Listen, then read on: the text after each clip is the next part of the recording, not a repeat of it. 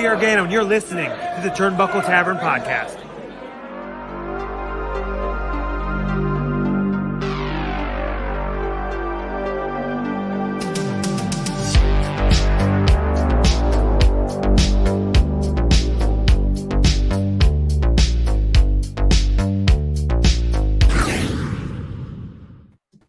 Ladies and gentlemen, it is Wednesday night, and you know what that means. We're live here at the Turnbuckle Tavern for the All Elite Wrap-Up.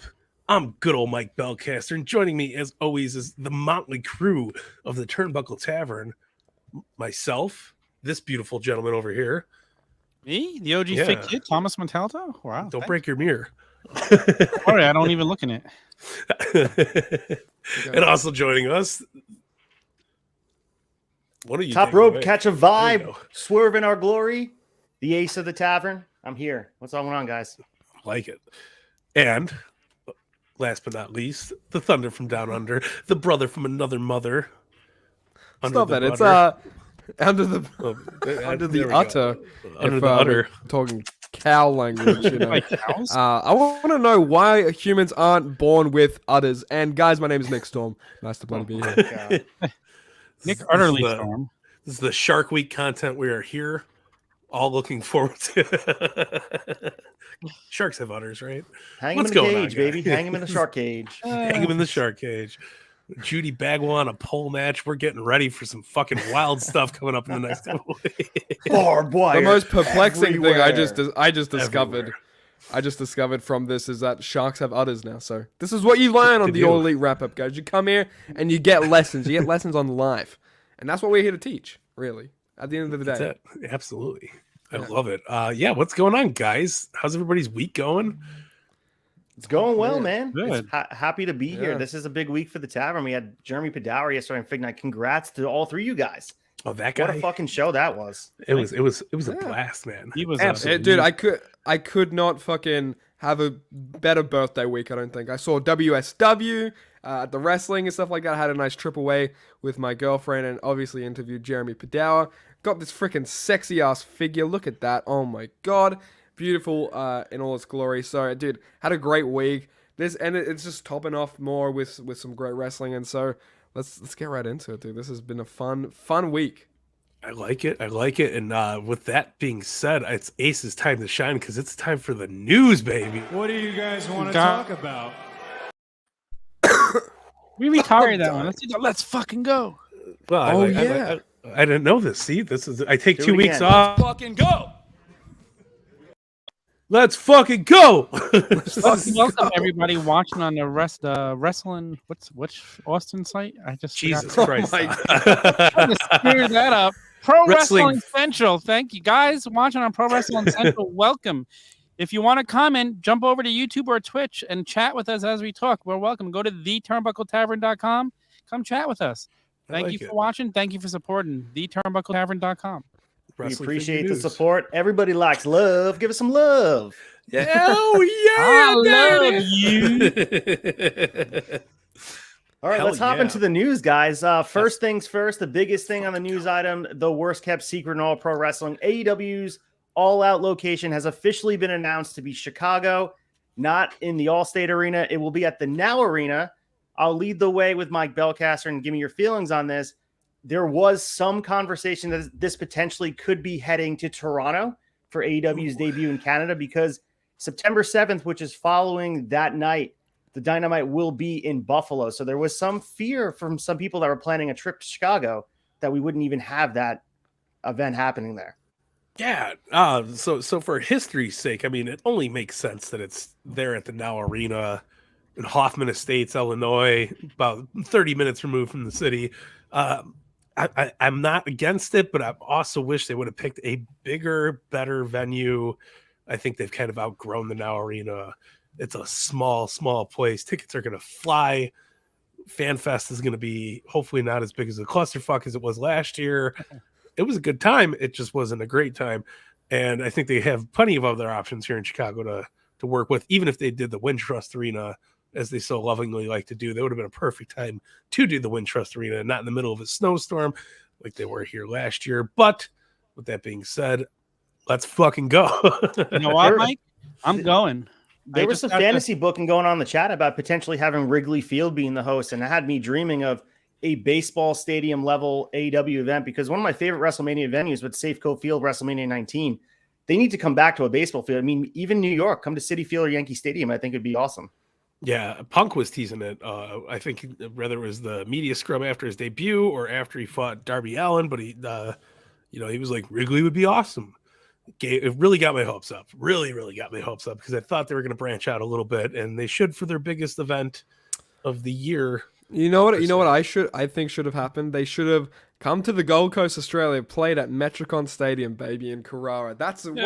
What a state. I know everyone in here is familiar with that one, right? You got your one wrestling show in 14 years, and that's the only thing you're going to get next summer. I'll say this. Perfect. Yeah, that's it. Announced today because I checked my schedule at work and my vacation was approved for that week, so it's official. I'm going to Chicago. Very bold prediction. And of you know what? Take off that weekend. Yes. There we go. I'm giving you a cheers. I didn't think it was going to get approved, so I'm happy it was approved. All right, so before we move on from this topic here, Young Anthony in the chat, shout out to Young Anthony, and you guys check out on Friday before our time.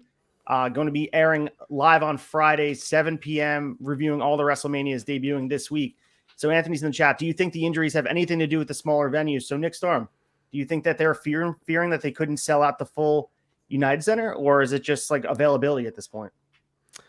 I think it could be a little bit of both. There's definitely a little. When I heard it was Now Arena. Mike. I remember. All I could hear in my brain was Mike saying they've outgrown the Now Arena, and So yeah, I think it is a kind of a bit of a balance of both, because you don't have those big stars. You don't have a CM Punk promoted right now. At least you don't have a CM Punk. You don't have a Kenny. You don't have a Brian Danielson. Danielson is clear, but Tony Khan is steering clear from. Don't jump the news, Nick Storm. Don't jump the news. Hey, I didn't even read the news, baby. This is just all up in here, baby. This is all up in the knowledgeable brain. But TK's playing it safe, obviously, so we don't have a lot of big talent. So I think that could maybe play into it. They want to maybe try and still sell it out, because that still looks good on paper, regardless the size of the arena. But who knows, man? I actually think they had the potential to do like a United Center or something like that. Like, they definitely could. This is a pay-per-view, and they sold that out just on Rampage alone from CM Punk rumors. So. Yeah, I mean, full transparency, Tony Khan always goes there and tells us the truth. So maybe it's availability. United Center wasn't available. It's September, so maybe something else was going on. Want to keep Labor Day weekend because that is the tradition, with Double or Nothing being Memorial Day and All Out being Labor Day. Those are things that he holds important. So maybe it was just availability, but I'm sure we'll get to the bottom of that. But moving on, in the next part of the news, we have Dax Harwood to make his New Japan Pro Wrestling debut. So he is one half of the IWGP World Tag Team Champions. So Dax Harwood will make his New Japan Strong debut at High Alert on July 21st, and partner Cash Wheeler captured. Obviously, they won the tag titles, so they will debut. I think he'll be wrestling on tape at High Alert. So go with you, Tom, here. Do you think Dax Harwood has a place on their TV on a weekly basis going forward, or is this just a one-time thing? I have no clue. It's so weird that he's going by himself when they're tag team champions. So, I'm so confused by this whole thing. I don't know if they're just setting something else up for the future. Obviously they both have to go over there at some point to defend the titles, so it'll be interesting to see. I'm just so confused by this, that it's only half of them. So yeah, that's true. Yeah. I know they both been very vocal about wanting to go there. Same thing with Bryan Danielson. There's been a lot of talk about, once this Forbidden Door was open, aside from that event happening, a lot of them want to go over there, especially with the G1 coming up next week. There was a conversation about maybe next year having a stacked card with maybe a healthier AEW roster. Bryan Danielson comes to mind. Dax Harwood definitely comes to mind for G1. Maybe more than just Lance Archer going to the G1 this year. Yeah. Hey, you could get Claudio out there. Yeah, that'd be so amazing. Oh my goodness. Perfect contender. Yes. Yeah. Claudio, New Japan. So speaking of Bryan Danielson, we have a health update from him. So AEW president Tony Khan has said he is not rushing to clear Danielson because of his history with concussions. Khan told the New York Post that Danielson was feeling great a few weeks ago on the day of the Road Rager show, and then he was not feeling well 8 days before the Forbidden Door pay-per-view. Apparently, he's doing much better. Meltzer said following his appearance on Sunday night's main event, "What I can tell you is Bryan is fine, but he's not cleared to wrestle yet, and Tony Khan is not going to rush him back." Mike Belcaster, breathing a sigh of relief right now that he's going to be okay, going to be okay? Going to be okay. Yes. Good move on TK to not rush him back. Don't necessarily need him back right away. There's a lot of shit going on. They got a lot of people there. It's all good. So I think it's all in the right move. Yeah. I mean, the missing part of this is that people are getting healthier and you're giving them a chance to shine. And we'll talk about things that happened on Dynamite, but with the absence of some of these stars that are injured, we're getting different guys in the spotlight, which is a cool little silver lining, if I do say so myself. And I think it's working. Like, I feel like it's working. Like, I'm still enjoying. I'm still satisfied with every show I watch, even without those big names. So it's like people feared, what's gonna happen when Kenny's not around? What's gonna happen when Punk's not around? I think they have a good understanding idea. I was trying to merge those two words. That's not a thing. That's a new word. Dictionary. I need to buy one. But yeah, I think they do a good job with what they have now, and that's the perks of having a bloated roster or signing a lot of talent is they can have these great shows weekly as well, and without those really big star names. So you lose a lot of star power, or they have recently with injuries and stuff like that, which sucks, but I still think they're holding their ground.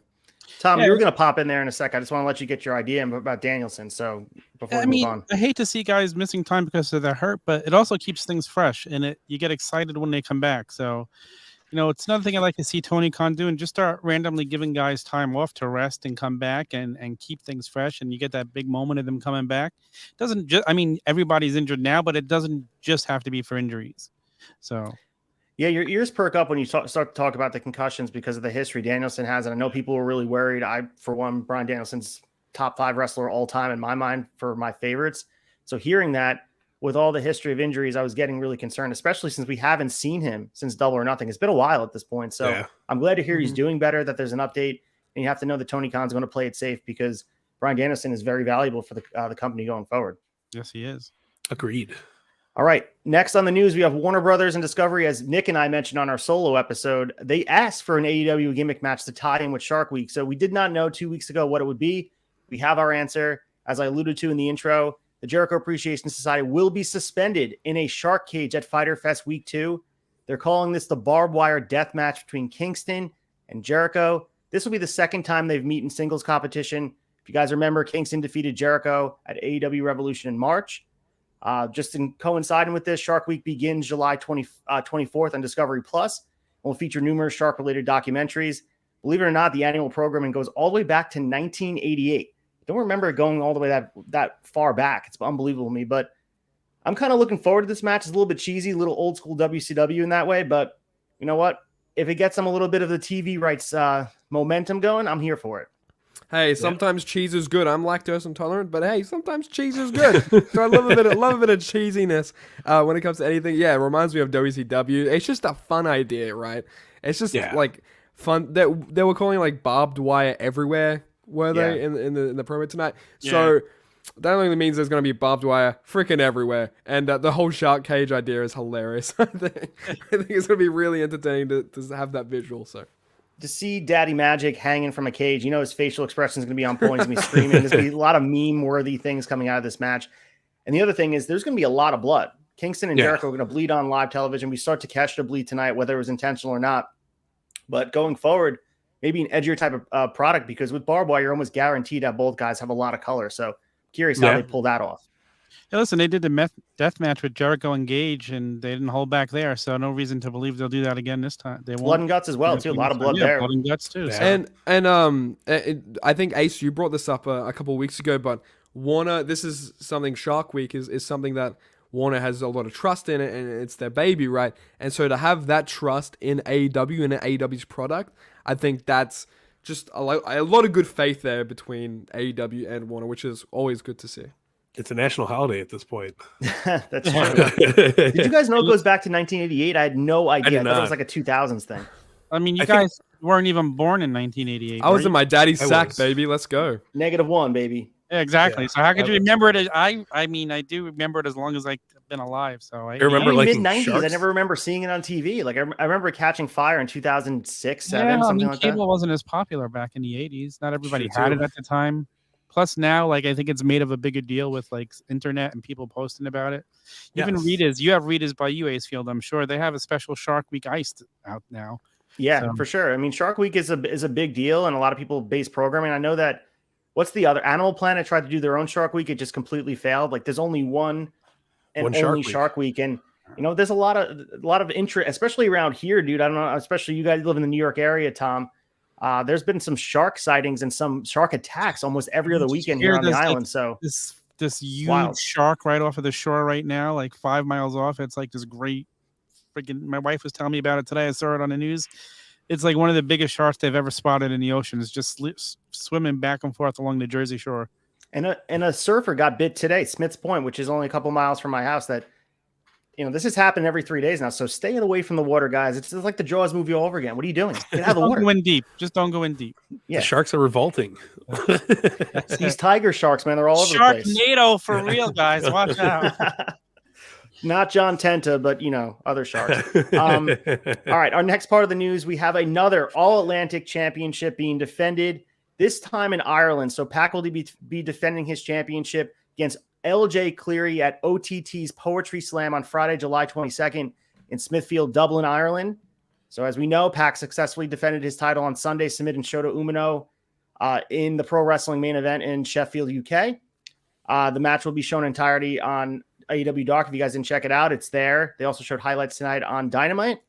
The Cleary match was announced last week with the caveat that if Pac was able to defend his championship successfully, the two were originally supposed to meet at OTT's Scrapper Mania 6, but the show was canceled due to the pandemic. So there's some history with LJ Cleary and Pac.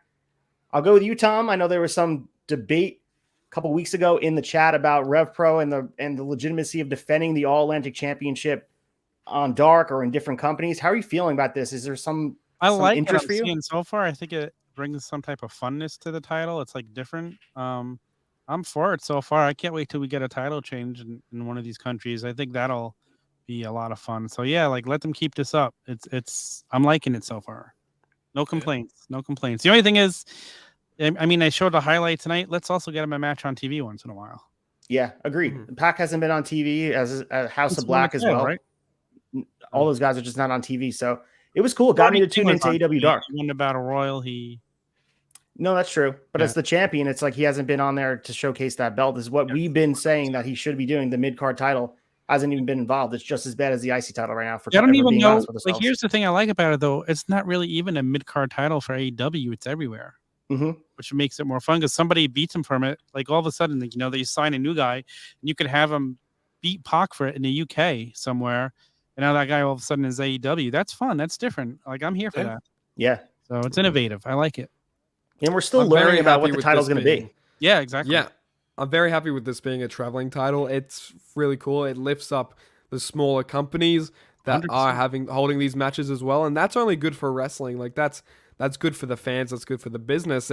I think there's only pros coming out of this. And I think, I think defending this all around the globe is really cool. It brings kind of that uniqueness to the title as well, because you thought, maybe it's just only going to be held by people who are more international or something like that. But no, they're actually fighting international. I think that's really cool as well.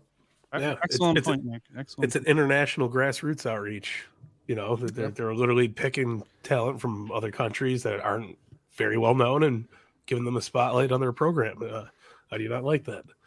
Yep. What I did enjoy about it was the presentation on Dark. And if you guys didn't check it out, they did have Taz and Excalibur doing the overdubbing and comparing that to when Jim Ross and Kevin Kelly were doing the New Japan things in like a studio somewhere. That they weren't in Japan doing it, so it sounded off. They didn't feel like they were in the moment.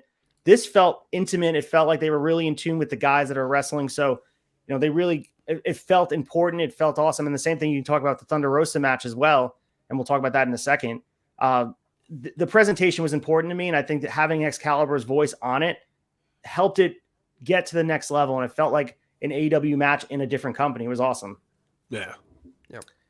All right, next here on the news, Ospreay talked about politics preventing his match with Andrade from happening. As you know, he was supposed to be facing Andrade instead of Orange Cassidy. We got that beautiful match between Orange and himself, so they made some lemonade out of the lemons, but he joined the Wrestle In podcast to talk about his recent appearance for New Japan Pro Wrestling, including his match against Orange Cassidy.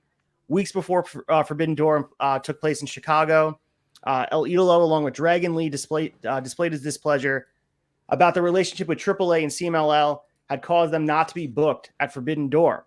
So this culminated with El Idolo having a Twitter exchange with AAA's Conan over money. And then El Idolo, as we know, deleted the tweets. So Ospreay has this quote here. He became aware of the promotional tension and expressed his willingness to play peacemaker. He had said, we'll have a couple of tequilas. We'll enjoy ourselves. You know what I mean? We can sort this shit out. Just have a sit down. Let's just talk. There doesn't need to be any of this politics anymore. There's no reason why there should be politics in pro wrestling anymore. I can't be bothered with it. So, Mike, I'll start with you here because on Shot Nostalgia, we were talking about Anthony Inoki and the Peace Festival that prohibited from happening in 1996. Some of the same issues cropped up during the build to Forbidden Door. CMLL and AAA couldn't play nice, so we didn't get the match Andrade with El Idolo and Will Ospreay. So how do you feel about Ospreay speaking out at this? Do you think he has the leverage to maybe mend that bridge and make it a better union between the two companies? Yeah, I don't know if he's got the leverage to, but I mean, it's important for him to speak up about it. And, that's a big deal. And with him speaking up about it, at least it gets it out there into the public, maybe prevents these issues from happening in the future. He's right. There shouldn't be politics in wrestling anymore. It's silly. It's dumb shit. And I don't think it really hindered the show all too much. I was really happy with Orange Cassidy instead of Andrade. I don't know. I think he's right for speaking out about it. Definitely.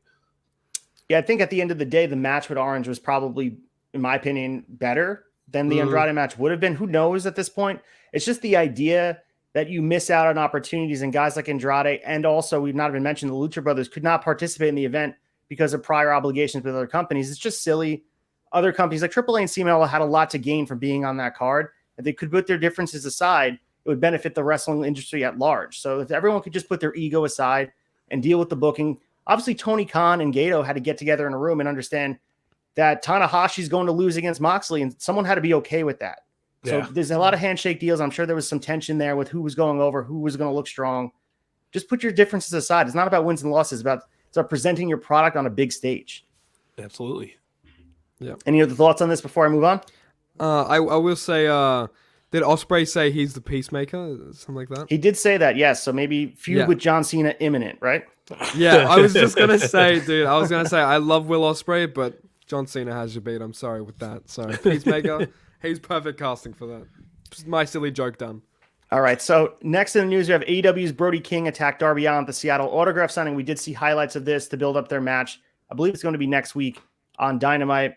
So what appears to be furthering a growth of feud in AEW, Brody King attacked Darby Allin in a Seattle autograph signing. So this was awesome. They showed some raw footage of this online. I really liked it. It reminded me of when the John Moxley and the Mick Foley thing back in the day where they were starting this raw feud based on cell phone video. I like this. It gave a little bit of realism to the character. Obviously, we know it was kayfabe. It was all part of storytelling. Whoa. But, I mean, at some point, it was really cool because a lot of fans that were there did not know they were going to get to see live AEW action when they were just going to see Darby Allin. And, he got up and did the 4-hour autograph session after taking a huge bump through the table. Yeah, no, it looked great. I remember seeing the fan footage out first. Seeing it again tonight on TV was really cool. I like when companies do shit like this. Wrestlers do shit like this. I wish they went like they had the whole clip, like, oh, Brody King, destroying that, instead of just like little highlights like spliced here and there. Yeah. I'd like if they actually did that, but the fact they even acknowledged it on TV was really cool. It was really cool. Caliber's just there announcing as it happens. Yeah, exactly. I thought this was awesome, and I think it adds a different layer of realism, especially building up a TV match, and whether the feud's going longer and there's going to be a House of Black thing with Darby Allin going in the future. But this feels like it was a lot done for a short payoff in the near future, so I'm okay with it. And maybe they're just experimenting with doing stuff out, not in the ring, not backstage at the arena, but doing stuff out there in the world, building up their feuds, and it adds a different layer and dynamic to it. So I'm okay with it. Yeah, and especially like if you're somebody in a meet and greet line and you see Brody King come up and fucking destroy Darby Allin in front of you, you're hooked. There's no way you're not going to be like, man, I'm not a fan of this. This is awesome. You gotta respect it. Imagine if you're just in that mall and you're walking by and you see it happen, you're going to be hooked. Yeah, Like, holy absolutely. shit, what just happened? I got to turn in this week to see if I see it on TV. So Yeah. It also made me wonder, the people that are not wrestling fans, like, someone could have called the cops, similar to that WCW lawn dart incident with Kevin Nash and Rey Mysterio, where the cops all showed up, and it added to the appeal of what was going on, the realism. It shocked me that someone didn't call the cops, because Brody King just looked like he's a normal patron at the mall, just beating the crap out of some guy. I don't know. There's got to be people that are unaware about wrestling storylines, and they don't know who these guys are. It must have been very weird for a normal person who's grabbing an Annie Ann's pretzel, and he sees Brody King just slam Darby Allin through a table. But like, just trying to do my thing. I love it. All right, so maybe we'll see more of this in the future. But we have next in the news, AEW and Stardom is discussing a plan to work together. So the Forbidden Door appears to be open to be a working relationship between AEW and the Japanese women promotion Stardom. So as we know, Stardom is the wing of Japanese wrestling that New Japan Wrestling uses. New Japan Pro Wrestling famously doesn't have a women's division. Stardom is their arm of women's division. So they are open to working with AEW's talents, including Tony Storm, who has shown interest in working at Stardom in their future events. Stardom is owned by Bushiroad. As I mentioned, it's the same company that owns New Japan Pro Wrestling. AEW is no stranger to co-promotions in the past. They've obviously worked with New Japan Pro Wrestling, Impact, AAA, NWA. This will be the first time they'd be aligning with an all-women's promotion, potentially giving the opportunity to Stardom's top stars to appear in AEW's women's division, which could potentially add more depth to their, let's be honest, a women's division that needs a little boost. Maybe this is something that could go a long way. Nick Storm, familiar with Stardom's wrestlers, and are you excited for this? I am. I see clips all the time on Twitter. I've never actually sat down to watch Stardom, but from what I see, or just on social media, they lay their shit in, man.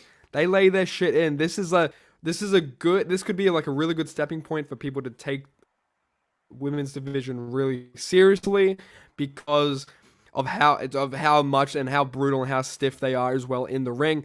I always see these forearm shots go back and forth, and it's fucking crazy to me. And so I'm super happy about this, insanely excited for the matchups we can get, and I think people are going to be very invested for what Stardom brings to AEW. Yeah. It's a shot in the arm of the women's division right now, and we'll talk about what happened next in the next part of the news, because they need a little bit to go. I mean, we talked about potentially having Naomi or Saraya, aka Paige, maybe Mercedes, the formerly known as Sasha Banks, joining the division. But right now, they got to use what they have on their roster, and a relationship with Stardom only adds depth to what they're doing and adds exposure. Having Tony Storm go over to Japan and wrestle there, it helps her build a little bit more in-ring awareness and get some more reps. Like we talked about this in Shot Nostalgia. It helped Paul White, the Big Show, going over to Japan when he's 24 years old to wrestle guys in Japan. It helps expedite the growth process. Yeah, easily. I mean, you get more talent to work with. You got a bigger depth, and if Tom's prediction comes true and they are making a women's tag team division, then this would be beneficial to that as well. And maybe they could teach Mox how to throw a forearm that looks real. Yeah, I've been saying the same thing about the elbows, Tom. I mean, the elbows, he looked a little bit like he was laying them in a little bit on Takeshita tonight, but I agree with you. Some of the forearms are a little bit, they're leaving you on a little bit more. The rest of the offense looks stiff. Like, just add the forearms in. I just don't get it because he's so good. I just don't get it. I know. Hey Tom, I'm gonna get Mox to give you some of those forearms. And you tell me hey, listen, let him try. It'll be a foot away from me. All right, so we will talk about Mox later on, but continuing the news, Thunder Rosa was defeated by Maya Yamashita in Japan. So if you guys saw this on Dark last night, they did mention it also on Dynamite tonight. So Tokyo Joshi Pro Wrestling's Maya Yamashita earned a future shot at AEW Women's World Championship. So Yamashita put herself in line for a shot for the championship after defeating Thunder Rosa in a non-title match at the TJPW Summer Sun Princess 2022 event on Saturday. So a date for the title match has not been set. I was shocked when I was watching this last night because I was tuning in for the Shota and the Pac match. But when I saw Thunder come out and I saw her take the pin, this shocked me. Like, I know it's an eliminator match. You're trying to build another contender. But to have your women's world champion go over to Japan and lose, that was shocking to me. I'm not upset with it, but it also makes me wonder where they're going with Thunder. It's like they're cutting her legs off here, Tom. I mean, I don't mind it. I like it. I like the fact that they're making Dark feel like more of a must-see show by doing this type of stuff on there. Chris. It goes from like basically matches before the show or in Florida that you're taping to like, oh, I need to tune in because now I don't know what's going to happen. If Thunder Rosa just lost the match, like, makes you want to tune in. It's more meaningful stuff. So I'm all for it. I don't mind that she lost that match. I don't really know the opponent, but it's a way to learn about the opponent as well. It builds everybody. It helps everybody. Yeah. Kind of surprised me because of just like AEW's way of booking. Like they have their champion lose. That kind of surprised me. That shocked me. But if it leads to something bigger, then I'm all for it. Just for perspective here, Yamashita has only been in AEW once, and it was an episode of Dark Elevation where she teamed with Sky Blue, and they got squashed by Nyla Rose and Serena Deeb. So this to me would be like, I'm trying to pick a guy that would say defeat Jon Moxley in Japan and put it on the same playing field, because Thunder Rosa is the women's world champion. To lose to a relative unknown, if you're going to build Yamashita to be a cornerstone of your division, I'm cool with it. But the way she lost, it wasn't convincing. It was one of those like, oh, you just got me, quick pin. But it's still, your world champion did lose on TV. The world saw it. And whether this goes somewhere further, I'm okay with it. But for now, it's just one of those things where it's another story and to, I guess, coincide with you're not building Thunder Rosa up the right way. And it just makes me think they wouldn't have done this to Britt.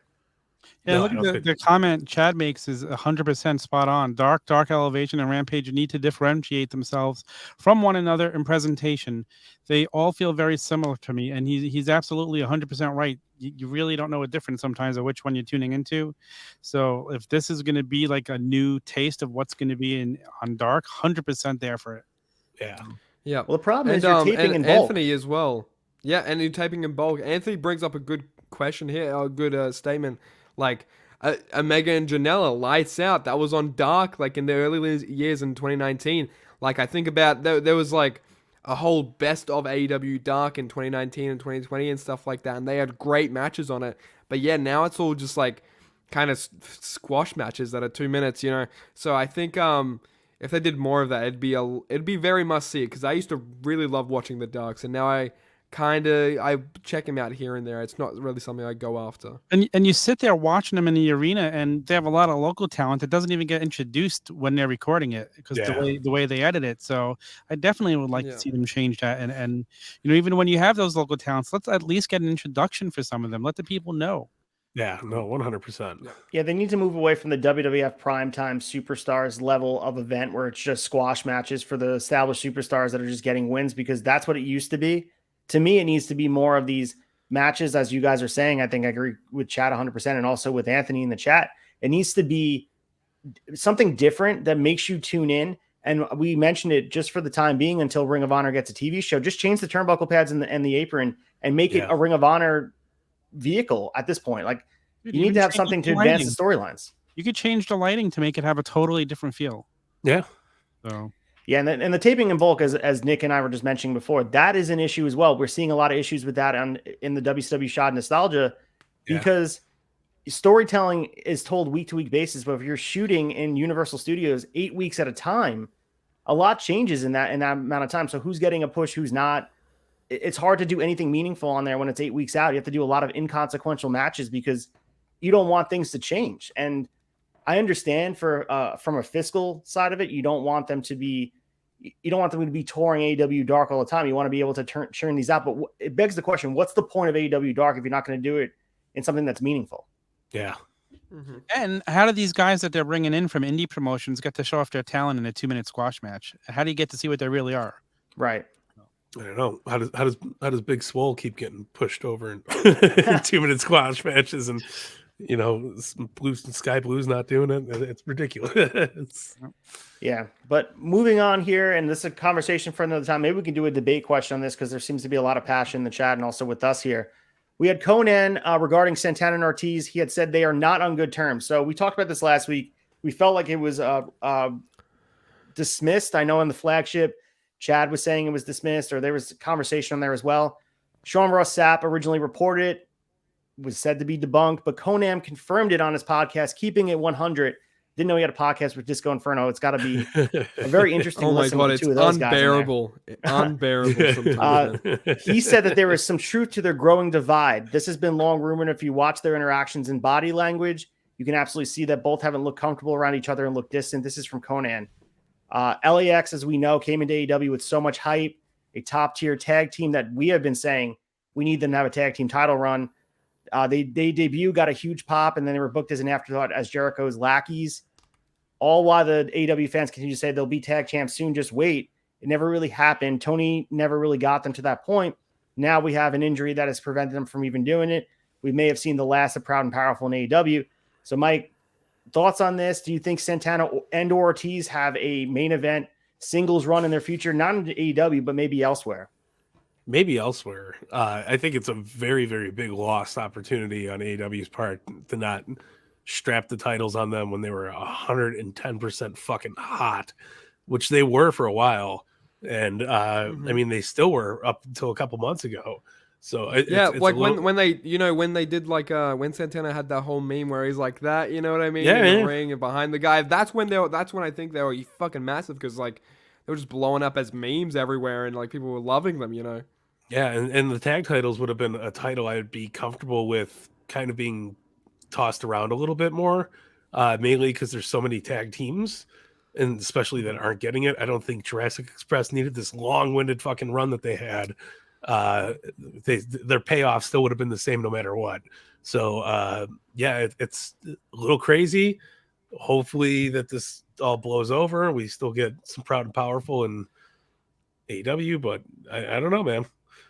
Yeah, I would love to see Santana go to AAA or maybe GCW and just be booked as a main event star. I can see either one of them doing it, honestly. They're both very talented. So you know that AAA will give them preferential treatment because Conan's in their corner. They're friends with the guys. So they would treat them the way they want to be treated. So who knows, man? It's just a shame. It kind of has snowballed since that injury. And it feels like you guys said it best, a missed opportunity, especially when we see Swerve and Our Glory winning the tag titles. And I'm sure we will get deep into that. When you have that happening, when you had much more deserving teams that were waiting in the wings for this, and I don't know, it feels like it could have happened long ago, and it's never going to happen now, and it sucks. Yeah. Yeah, and I completely agree with what Chad said here. Unbearable. I haven't watched it. I am a huge fan of Conan. Conan 1996, I should say, because I'm loving everything he's doing in 1996. But as for 2022 Conan on a microphone, I can't vouch for it. All right, so next in the story here, we had Booker T open to a Harlem Heat FTR match in the future. So things were popping off on the internet. We had Booker T wrestling this weekend. He took place in a 10-man tag team match on Saturday, teaming with Mysterious Q, Brian Keith, Blake Cortez, and Gasper Hernandez against Stephen Wolf, Gino Medina, Will Lowry, Ryan Davidson, and Edge Stone. So Booker T I think the match will be available somewhere down the line. We just saw pictures of how great in shape he looked. So he wrestled the Pro Wrestling Alliance in Houston. He's the founder of it. So he went into the ring himself, booked himself in there. He looked great. But the main point of this being in here, it's not about Booker T. It's about potentially having Stevie Ray and Booker T teaming up and taking on FTR, shaking off the ring rust and having a tag team match. And someone tweeted at Booker T and said, "Will we see the two of you versus FTR?" And Booker T responded, "If they stop running." Ooh. So, any interest in Harlem Heat versus FTR? I have a lot of interest in it, honestly. No, originally that was supposed to take place in WWE. Remember they teased it a little bit right before the Revival left. They were talking about it. Yeah, I don't know what was going to come of it, but see Anthony's thing here. When you got a guy like Dax Harwood, when you got a tag team like the FTR, Marco, man, make a goddamn running right now and do it, man. Marco, come in right now and do a running, please. But I mean, I love seeing a nostalgia acts. I know a lot of people don't want to see people come out of retirement, but actually Booker T looked like he's in great shape. Stevie Ray's got Booker's school to go to and get back in shape, so why the hell not? Let's see. Man, come on, man. You can't do Stevie Ray like that. I hope the spinner Rooney doesn't turn into break a hip Rooney. Let's just I'm gonna put that out there. But dude, I'd be so down for this, man. Booker T's great. Harlem Heat's great. So and dude, his gear that he was wearing, old Harlem Heat shit, it was amazing, man. He looks in great shape. The beard looks good on your book. How about that? It would be interesting to see him. I know it won't be happening in AEW because he's definitely been one of the more loud critics of AEW and how they book. He's a Fed guy. Let's be honest at this point. It's funny to say because he's a Fed brain guy at this point. But you got to give him his props. I mean, he founded Pro Wrestling Alliance in Houston 2005. He trained guys like the Usos, Athena, Roxanne Perez. Guevara. Like there's a lot of guys that came out of that school and continues to turn out good pro wrestling. And the fact that he was in the ring and he looked great. I mean, the thing is, it's one thing to go in the ring and just be like, I'm going to book myself in there. He looked amazing, in shape, ready to go. And if we get one more match, why not book FTR at Pro Wrestling Alliance and have him just go there? I think it would make for good TV. I'd be down for it. And last time I seen Stevie Ray in the ring, he was in great shape as well. So I don't think there's too much ring rust to rock off that boat. When was the last time you saw him in the ring? 20 years ago? No, they wrestled. They wrestled not too long ago for the same thing. Yeah. Oh, I didn't know that. Yeah. Harlem Heat's still banging, man. Banging and clanging. And if anyone can carry them to a good match, it'd be FTR right now. So, FTR can carry me to a good match. So. Yeah. All right. So the last thing in the news, I'm just going to read you guys the Rampage card. FTR can carry me to bed, and they can give me a kiss on that little forehead. You know what I mean? How about that? Mwah. So Rampage on Friday will be part of Fighter Fest. So we have the Ring of Honor World Championship, the newly turned heel John Gresham, part of the Tully Enterprises, versus Lee Moriarty. We have the Gun Club speaking, and we also have Lucha Brothers versus Private Party. Following for the second week of Dynamite Fighter Fest on July 20th, we have the Barbed Wire Everywhere death match with the Shark Cage, all the stuff going on. Eddie Kingston versus Jericho. We have Christian Cage and Luchasaurus versus the Varsity Blondes. And we have Brody King versus Darby Allin. Some good matches being built up here. Yeah. And we have our full, looks like almost the full card for Ring of Honor Death Before Dishonor. And just to give you guys a heads up, we will be returning next Thursday to preview Death Before Dishonor. The Honor Society crew will be back in action. Yellow lights, the whole thing. We're going to do everything. So we have the Pure Championship, Wheeler Yuta versus Daniel Garcia. The World Tag Team Champions, FTR versus the Briscoes. The Ring of Honor World Television Champion, Samoa Joe versus Jay Lethal. And we have the Women's World Champion, Mercedes Martinez versus Serena Deeb. That's all I got for the news. Like it. Dig it. I'm excited. I'm surprised. I won't be surprised if we don't see a Shark Boy cameo next week during Shark Week. Live on AEW. Ace, so all I ask, Ace, is that you don't talk so damn much.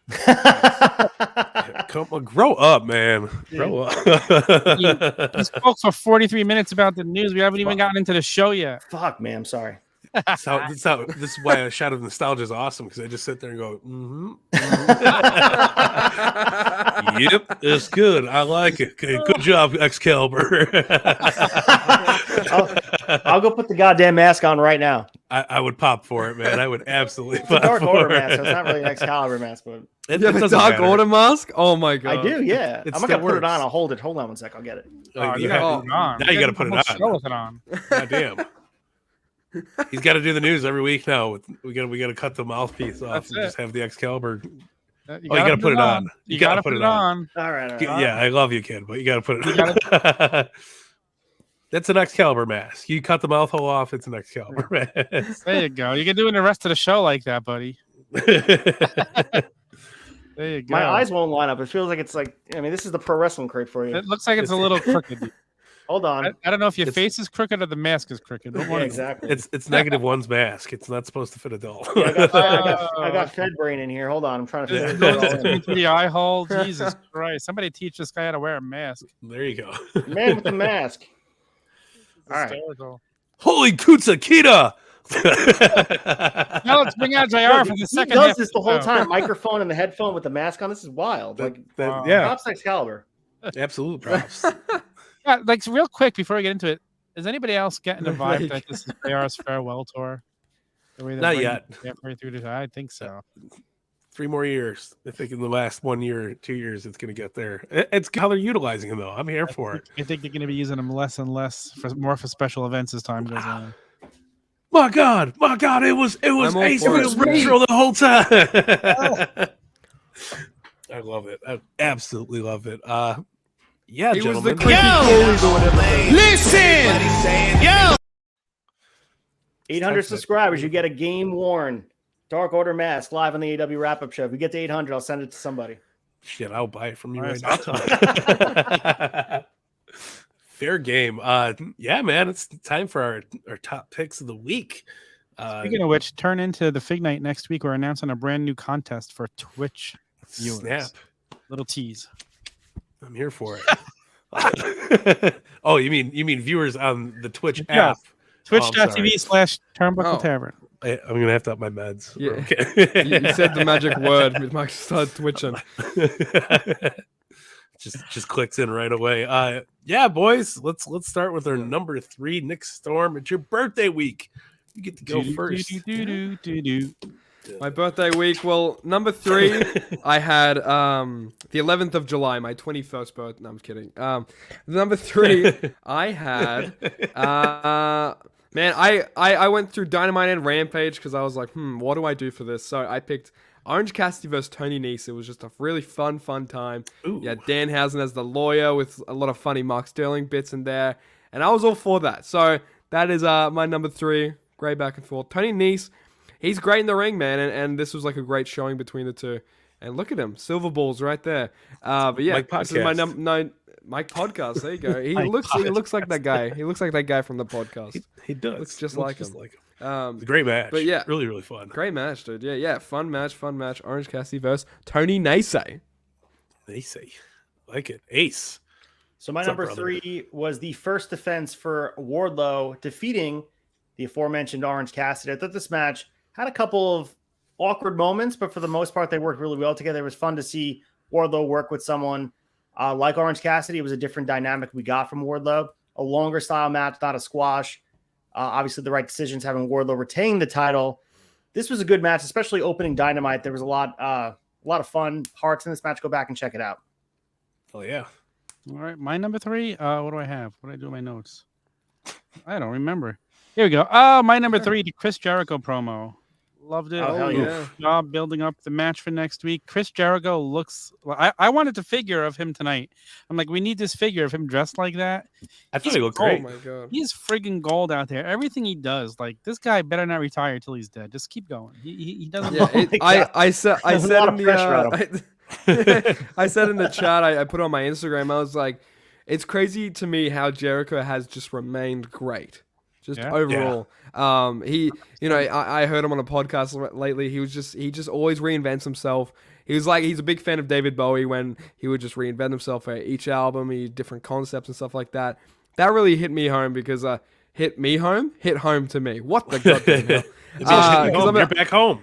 It hit me in the bloody head. Oh my god! I'm a big Bowie. Hit me home.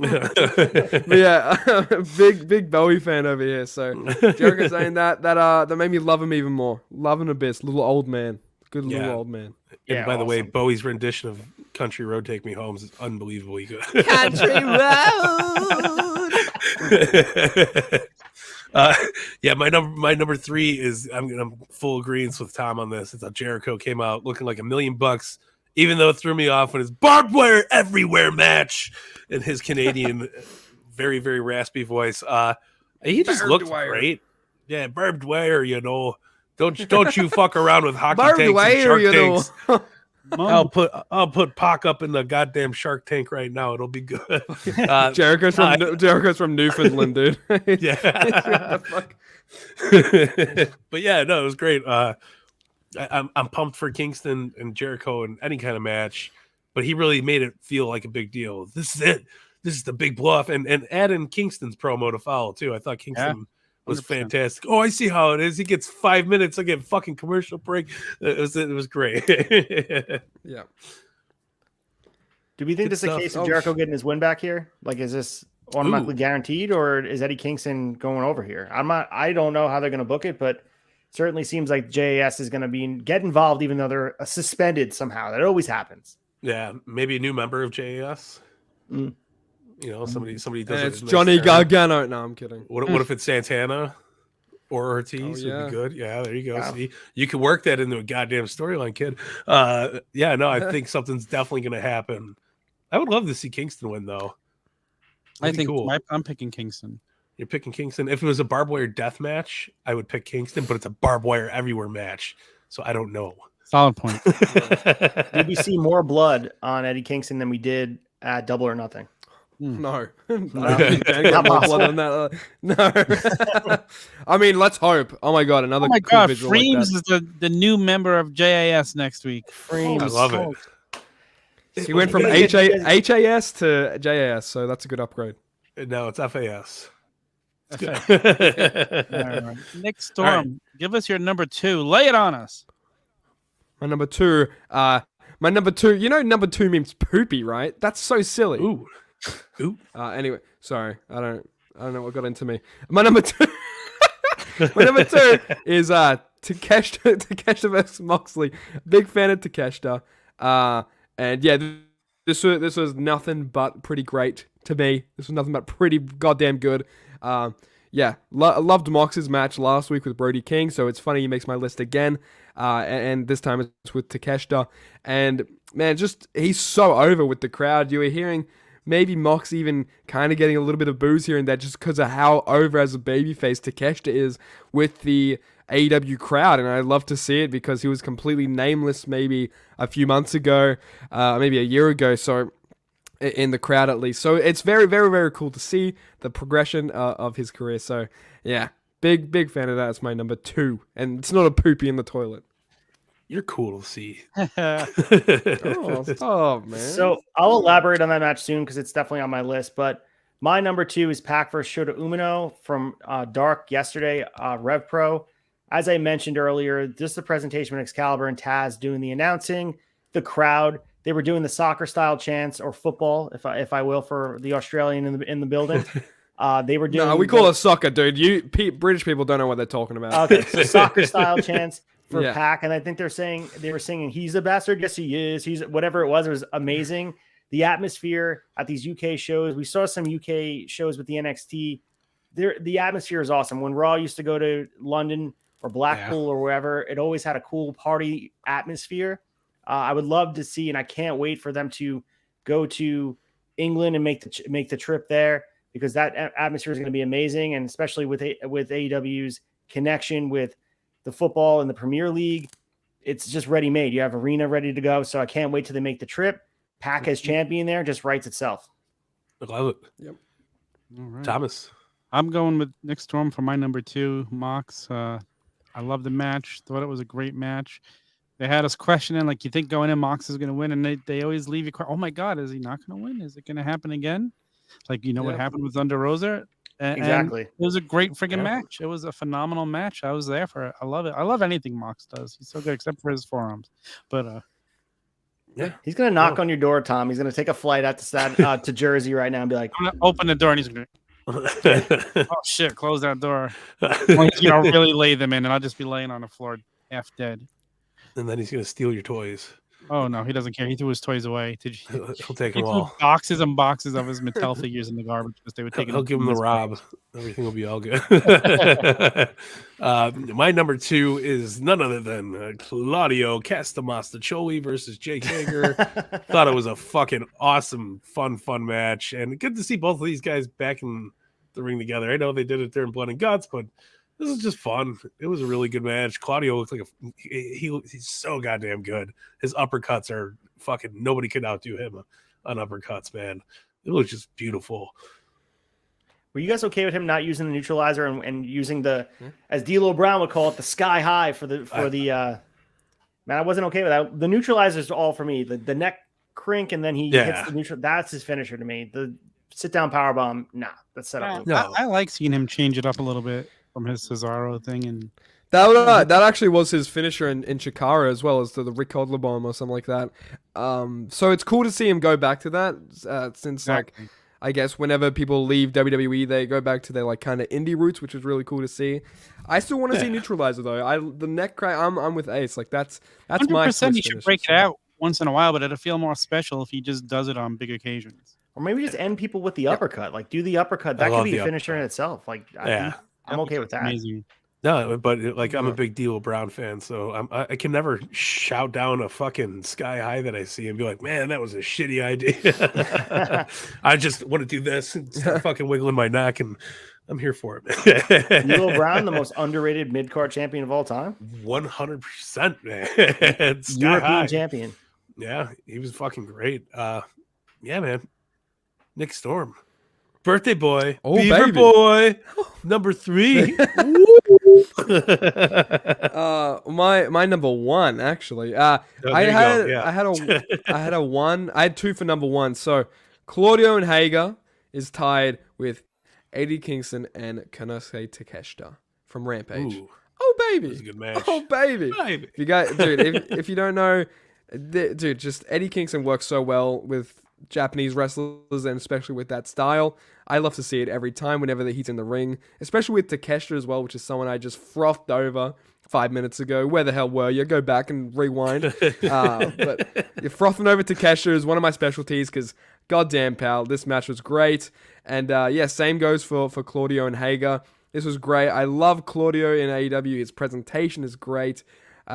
His song is a little bit annoying, but Yes. I get it because it's trying to be like this kind of stadium chant, like do do do do do do do, right? You know, it's trying to be kind of a stadium chanting kind of thing, which I definitely see it. But oh my god, bring back the French rapping from your first WWE theme. Thanks very much. But yeah, that's my number one. Eddie You cut Takeshita, out I for a really second. enjoyed. All we heard was French rapping, which is Yeah. amazing. He's got that holler neck going on. All right, Good. Ace, That's what's your number That's one? all I want. That's all we want to, Nick Storm. All right, my number one here is Swerve in My Glory defeating the Bucks and Team Taz. Just despite the weird ending, if they were going to change the titles, I had said this in the chat, and I'll say it here, should have went to Team Taz. And I think the reason why the titles changed hands because I don't think the Bucks were intended to be champions at all. As you remember, the Hardys were supposed to be in that ladder match. They were supposed to have a short run. So maybe the original plan was for them not even to be champions, and they want to go back to what their plans were. Maybe the plans were always to have Swerve in My Glory win the titles at some point off the Hardys, maybe have a short run. Who knows? We'll never know the answer. I mean, Tony Khan's more transparent than any owner or any booker is in the history of wrestling, but we'll never know what the exclusive plans were. But if they were going to take the titles off the Bucks, put them on Team Taz. Like Ricky Starks is so ready for gold. Powerhouse Hobbs was getting reaction. Those spine busters on top of everybody. I was waiting for him to spine buster the referee. Like, yeah, Ricky Starks is so amazing.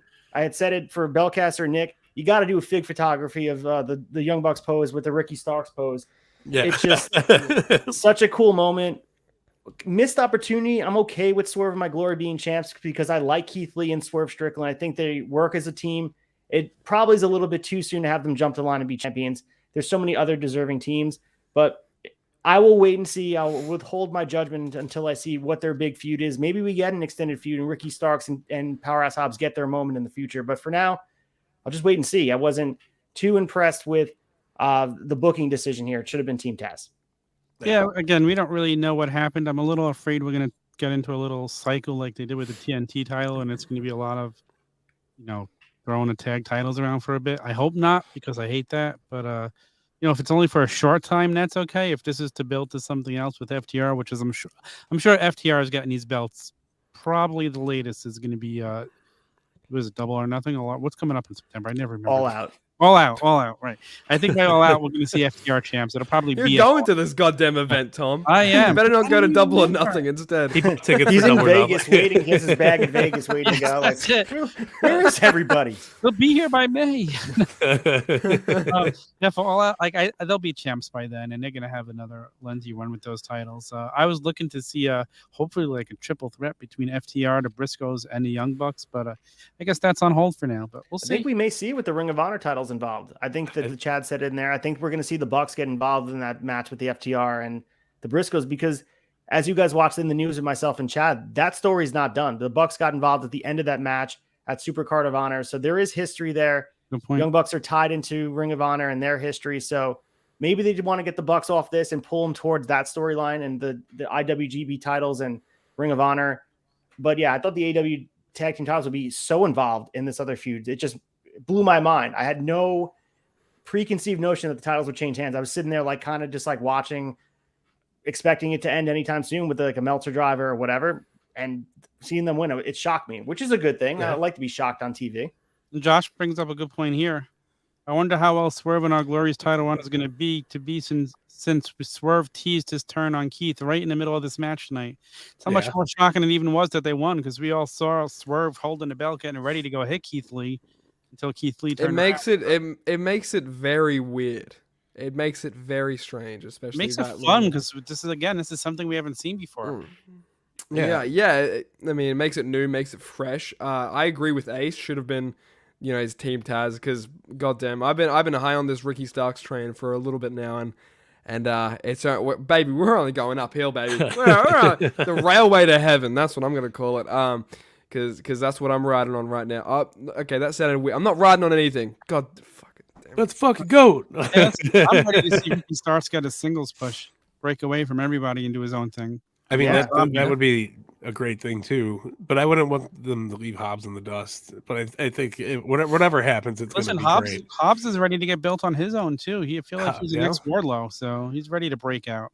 Yeah. No, listen, I thought the match itself was fantastic, super fun to watch, great shit. But yeah, I totally think it should have went towards Swerve or not Swerve, but I think it should have went towards Starks and Hobbs. I think I don't know, just something. I don't like the teaming of Lee and Strickland. I think Strickland's great on his own. I think Lee's good on his own. It was a weird pairing. Definitely too soon for them to win titles, but it adds an extra layer to the cake that they're baking. So yeah, everybody talks about the 4 pillars being Sammy, MJF, Jungle Boy, and Darby. But I think Ricky Starks has to be in that conversation as that next level of up-and-coming main eventers, future world champions. I know in the debate you guys talked about the WWE side of it with Riddle and Austin Theory, but Ricky Starks has to be in that conversation of being one of those guys that AEW decides to build around. And at some point, you got to pull the trigger on this guy. And I think singles push, tag team put, whatever it is, you got to put a title on him and make him feel meaningful, because the FTW title it's a prop at this point. You need to make sure Ricky Starks is involved in meaningful programming, because he's a needle mover, man. Like, I think every time he's on my screen, I'm tuning in and I'm very captivated. So he has charisma. He's good in the ring. He has stick-to-itiveness, man. The dude broke his neck and wrestled a full match. So like, he's a guy you can rely on to be a workhorse for you. So I'm all everything into he does. He's gold. His face expressions, everything. So good. So good. And don't forget, dude, he came in off an open challenge and earned that spot. Like, he came in, Eddie Kingston did the same thing, but Cody Rhodes brought him in from NWA, open challenge for the TNT title, and he earned his spot. They're like, we got to sign this guy. And I remember watching Power. He was one of the guys that stuck out to me. Him, also Eli Drake, now known as Max Dupree, definitely stuck out to me as guys that were just above and beyond. Eddie Kingston as well. And there's a reason why these guys are where they are now. Yeah. Couldn't agree more. Yeah. So my number one is going to be Wardlow versus Orange Cassidy. Fun match. I was there for it. I loved Wardlow ripping his jeans off, and they just put on a great show. It was a lot of fun, and I loved a little fist bump at the end. Wait, he ripped his jeans off? What match did you watch? Oh, the pockets. He ripped his pockets right out of the jeans. I'd love to see him rip his jeans off. My God. Oh, I mean, reveals Orange Cassidy and... No, hey, we watch Half Naked Men every week. What are you talking about? It's true. We're desensitized to this shit. Give me Trunks Orange Cassidy. I don't think I want to see those human brains. I don't know. Yeah, I loved it. I love what Orange Cassidy's starting to go on a run too, man. He looks so good since he returned from the injury versus Ospreay, and it's just, I'm here for it. Yeah. So great match. And every time I see Wardlow, I think this guy's the friggin' future. He's so bright. Like, he's the sun right now. He's so friggin' bright. He's so good. It's a good analogy. The sun is very He's bright. my son, and I'm his father biologically. Whoa. a little bit of news drops, a little bit of Jeremy Kyle here. The size of one of his arms. You are not the father. I like it. It's all good. Right, hit us with your number one, Mike. My number one is exactly what Ace's number one was. Absolute Ricky Starks, Powerhouse Hobbs, Swerve in Our Glory, which is a really shitty tag team name in the box. I think if they just it's such low hanging fruit, right? You know what I mean? Yeah, I mean, come on. It's no offense, Nick, but it's just like Thunderstorm. I think it's just weird and not. What the hell did you say to me? You heard me, Mr. Storm. But yeah, no, I thought it was a fantastic match. Just a weird outcome, but who knows maybe we're gonna get a super swerve at the end of it, and we never know. It's all good shit. I don't know. I'm excited to see where they go with it. Thought it was fun as hell to watch, though. Ricky Starks looked like $1 million. Hobbs looked like $1 million. The Bucks looked great. It was just fun. My concern about their writing the course is always changing the title. The TNT title became quite the mess because they started to overcompensate by doing a lot of title changes. So I'm hoping that they're not doing this. Maybe the plan all along, like I said before, was always to have Swerve in My Glory be the tag team championship. Would not be the actual belt, but be tag team champions. and actually have a story going on here, because they had to pivot and had to call an audible with the Hardys and everything that went on there. So don't know exactly what was going on. I'll wait for the story, but I don't like the overcompensation by just changing the championship too quickly. So I just want them to be careful with that, because the TNT title is just, it became a mess. And right now it's back to where it's supposed to be. Yeah. Exactly but we're on the same page here. The thing is, I think there should always be one title that can kind of flop around. And the tag titles make a nice spot for it when it makes sense. Doesn't need to be every week. I don't want it to happen all the time. No, but I'm saying, like, you can't have your TNT title be that title, because it's like your Intercontinental title or your whatever, your TV title. But the tag titles, there's so many good teams out there. The AEW title should be flopped around. That'd be hilarious. It should be. It is flopping. Oh wait, that happens every week on a different promotion. I'm kidding. I'm joking. At least there's no interim titles right now. I mean, lost in all this is the quality of seeing a title change on TV. It's something we're not used to seeing, and having a meaningful title change, whether you agree with the decision or not, there's something like, now you have to tune in every time there's a title match, because there was nothing more secure in my mind than the Bucks retaining at this point. They were involved in a storyline. I thought they were with the tag titles. I thought they were as guaranteed as ever to retain, and they didn't. So it adds unpredictability. It felt like WCW Nitro. Like, I can't believe that just happened. Dude, if I was right in the line for Vegas for this, it would have been like a -800 that the Bucks won. I agree. There's no way I would have lost a shitload of money on this match. Oh yeah. Yeah. No, it was not predictable at all, and that's kind of why it's up there number one, because it was something different. And again, it makes you tune in for many reasons. New guys can win the belts fast, because a lot of times they're not going to win it yet. They haven't been here long enough, and it's just unexpected on top of it. So very true. All right, match of the week. Hold on. Let me get it.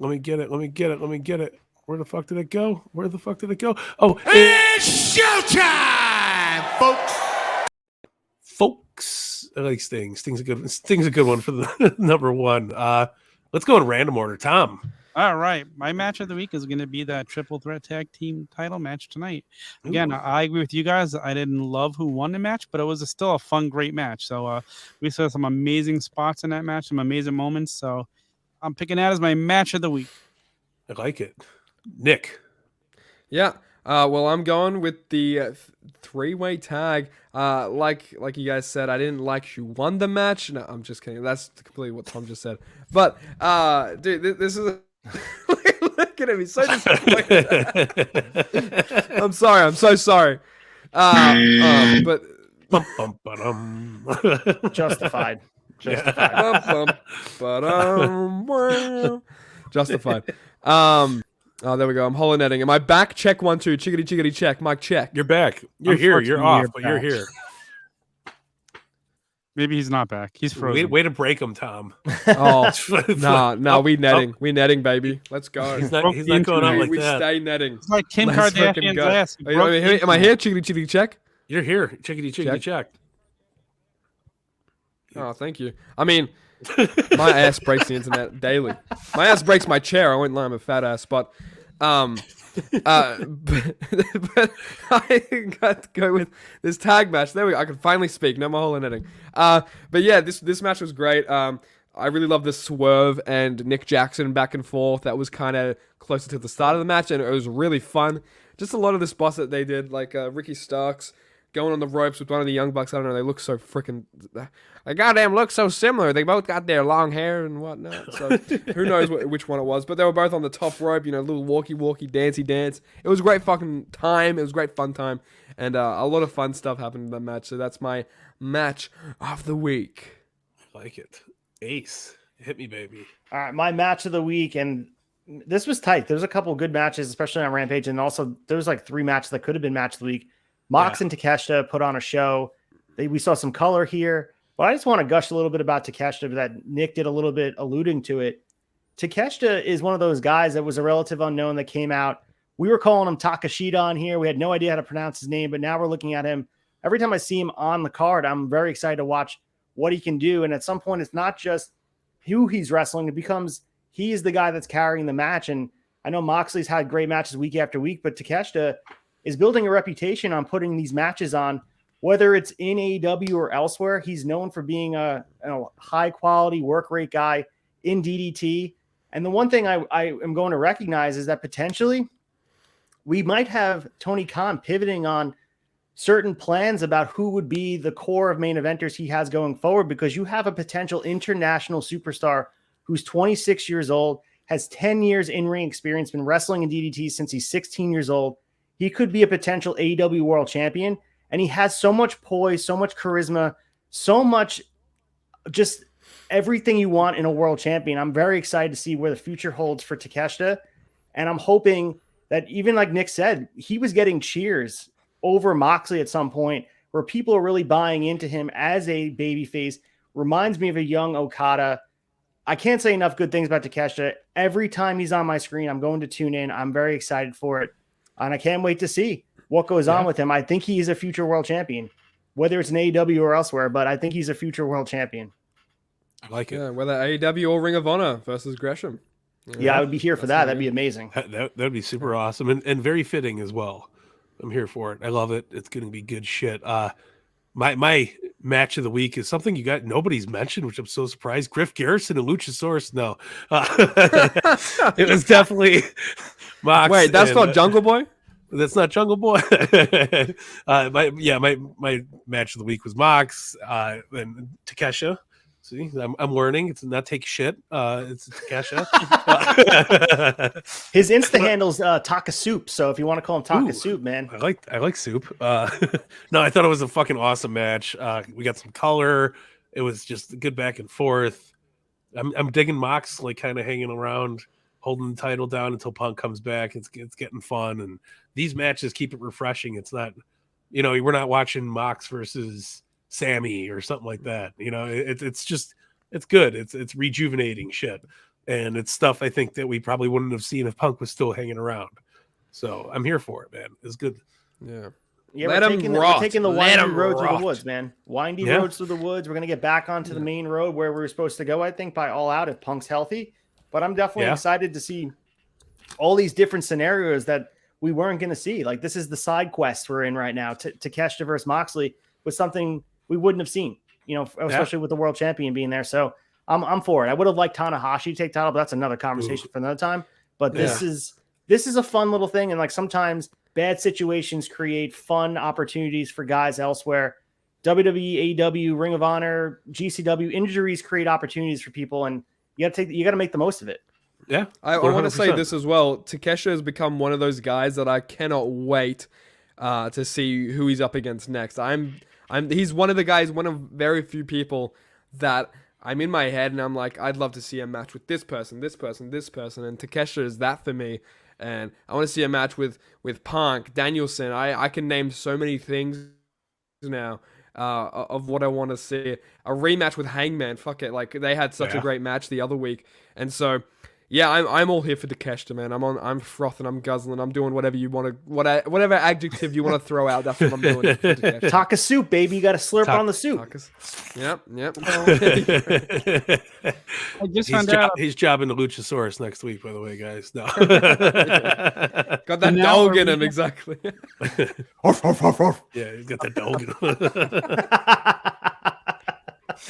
Apparently, the Now Arena was playing spoiler tonight because as soon as they were announced for hosting All Out, they posted this on their building outside. Well, that makes sense. Well, not really when you see Swerve and Keith Lee on there before they actually won the titles. Oh, We've seen shit like that with WWE, though, before. Yeah, I'm surprised Tony Khan let that happen, but I mean, I guess it's out of his control. Was that making the rounds on social media prior to the main event? Wait, wrestling's not real? It was going around during the main event that they were going to win the titles because of this. Oh wow! Glad I stayed off Twitter. I would have been spoiled. Yeah, me too. I actually stay off my phone pretty much during it, or try to, so that way I'm not distracted. Speaking of Swerve and Keith, look at this kilo. Oh my! He's trying to hug him. He's got that hug money. He's trying to hug them. He's trying to hug them. He's trying so hard. Look at that. Y'all like hugs? Bring it in. It's freaking awesome. I love that this guy loves it so much. I'm here for it all day, every day. I do too. He's a good guy. He is He's a nice good guy. Any closing? How dare he show any affection to anyone but his woman? That's so wrong. He's so weird. He's a weird guy. He's hugging people. I'm hollering, aren't I? This is hilarious. No, you're good. I mean, It's okay. I like it. Yeah. Okay. Yeah. I mean, And it was there. It definitely was there. It was by there. the way, the arena that I want to see them go to is called Craven College, a very intimate soccer setting for the Fulham Football Club. I think that would be a great debut in UK, and I can't wait. It's an outdoor arena similar to what I want for Wrigley Field. It adds a different dynamic, kind of like Daly's Place, where you have the outdoor arena where you get the weather elements coming into it. So, man, I can't wait to do that. I'm not sure when they're going to be touring. They have to go to Canada. They have to go to UK. I mean, if they have an open stuff. field in the UK, if they have an open ceiling in the UK, sorry, but dude, that shit, that would suck. The weather there is awful all the time, every day. So if they get an off chance of like no rain, dude, I'm so down for that. I've seen photos of Craven Cottage as well. It's I can just picture a ring in there and with screaming fans. So it'd be a fun time, and I cannot wait for when they do that. Hopefully, it's not at a more really weird time for me. I don't have to get up at like 5 a.m. to watch it or something. We have Anthony in the chat too. He wants to see AEW and MSG. I mean, while Vince is in charge of WWE, I don't think we're ever going to see that. That's an exclusive. I don't know. I mean, Ring of Honor, New Japan there. So I guess, now that I'm unpacking in my brain a little bit, I guess I could see it happening, but yeah, I don't know. It would definitely be a shocking thing to see MSG having AEW, but it would be awesome. Yeah. I'm there for it. You would be. Yes. Yeah, me too. I'm training, Be baby. there too, Mike. So could you, Nick. I'd probably be there. I'd make that one happen. If someone buys me a ticket. You said you always wanted to go to MSG. Yes. And I love it in my true. chicken. That's true. $18 beers for everybody, baby. I love it in my chicken. That's what we do. Closing thoughts. Anybody got anything to say? Anything to plug? Dynamite, they're really doing well. Like ever since Double or Nothing, they've picked up the pace. It's been an amazing summer so far. It has been. Yeah, I'm just excited for the build to All Out. We have a little bit of time to let AEW storytelling build. There's no rush. I know Ring of Honor is heading this way, but that card seems to be established. So we have a lot of time to let things breathe and let the long-term storytelling play out for AEW. That's when their best work is done, when they have time to let it just develop naturally, no rush. And I think we're going to see a really good card. They're going to try to top last year's All Out, which might have been on top of ratings-wise. People were talking about it as the best pay-per-view in wrestling history, quality-wise, like WrestleMania 17. So they have a lot to top if they want to top last September, what they did. 100%. I absolutely agree with that. So it'll be interesting. Something I can't wait for is Grand Slam as well. Ace brought this to my attention. He was watching our old Grand Slam that we did here on the wrap up, and it made me curious, and I started watching it. It's really crazy how far we've come in not even a year when it comes to Turnbuckle Tavern, when it comes to Turnbuckle Tavern, when it comes to AEW and the product, that it's just so different. You know what I mean? We would think Tom was thinking, oh, well, that means Bryan Danielson's gonna rematch Kenny Omega for the title. That never happened. I just think that's so funny, right? So like, there were things we predicted that just don't happen, and that's so. I don't know. It's fun. I recommend you guys here go back and reminisce on some old events, some old pay-per-views, and yeah, have a good time. And I'm I've been doing binging of the flagships. I've been going through the process of listening to all of them, and it's a lot of fun because there's one thing about reliving events after they happen and watching things. Is he still going right now? Who knows? So there's one thing to talk about events like in the past, like we're doing with Shot Nostalgia, like Nick and Anthony will be doing in Before Our Time. But when you go back and listen in real time, there's so much raw reaction that you're not going to get. So listen to the flagship and hearing what the Chads were saying about what happened in real time. It's really awesome because it brings you right back into the moment. So being able to see what AEW's accomplished since that time, it's really remarkable. And go back and support the Tavern. They've done the show has gotten better and better over time. Absolutely, man. It really has. Nick Storm's having a blast over there. He's just like beginning to develop their personality with each other too, and it's shining through. It's been a great run for them, and going back, you get to really see it. So. Nick has took the DeLorean all the way back to 1998 on his internet. It's dial up. It's just And here you go, right here. While we're hyping up here, you better fix your fucking Wi-Fi before we record tomorrow. Just so you guys know, before our time, the first episode for WrestleMania 1, they are going to be talking about everything that went on, everything, the background of what was going on for WrestleMania and the build-up and the ramifications it had on the wrestling business. I can't wait to see what Young Anthony and Nick Storm have in store, as you guys saw here. Sorry, I just clicked it as you guys are doing it. So watch before our time, 9 p.m. Eastern on Friday. Me and the Aussie Bar are talking about the first WrestleMania. We're going to talk, and we've heard Tom talk about it. He watched it live. Hulk Hogan, Mr. T, He was Paul there. Orndorff, Roddy Piper, Bob Orton, Wendy Richter, like all those faces we're going to see again. So a lot of cool stuff going on here in the tavern. And it is Nostalgia Friday because we'll be joining you as well. Friday Shot Nostalgia. We are only a few short weeks away from reliving Bash at the Beach for Hulk Hogan's heel turn. We have the debut of Kevin Nash coming up. The American debut of Rey Mysterio. First time in the United States. WCW makes his debut this week on Shot Nostalgia. So a lot going on here. It's Flashback a lot of fun. Friday at the tavern. It's Nostalgia Friday, baby. So hop along, grab a drink, enjoy the ride, watch some old wrestling with us, and get your fix, man. It's a lot of fun. Yeah. Drink it in. It always goes down smooth, baby. Why'd you have to put that up on the Yeah. screen to give this guy any attention? But you know what? was that? Young Come on, Anthony I is Young Anthony is the young go-getter. I give him a lot of credit. He's one of the. Him and I will go at it on the Raw Down chat, but I respect every inch of his opinions, man. He goes at it with me. Absolutely. So I love it. Respect and all love here in the tavern. I love you. I love you, Young Anthony. I love everybody here at the tavern. I do too. And Me too. I love cheeky Anthony's fuckers. respect for Tom. Respect your motherfucking elders. Come on. He's just jealous because he was still in his dad's sack at that time. He could have been in TNP, it. baby. TNP. TNP. I love it. All right, gentlemen. I think it's time we wrap up. The wrap up. Make sure you tip your bartenders. Wait, that's your gimmick. That's the other show. Yeah. Yeah. Tune in for the rest of the fun shit happening down at Turnbuckle Tavern. Make sure you check out turnbuckletavern.com. Check out all of our sneaky links. We got the best of the best. And go buy a t-shirt or something. Support them. Support your boys. Give Hangman some cheers. He needs some more beers. And until... Oh, there we go. I like it. See? The graphics always look so much better. Hit them all up. You know your logos. This is like how Homer Simpson learned how to read. And until next time, we'll catch you down at the tavern. Later, bays. Be careful.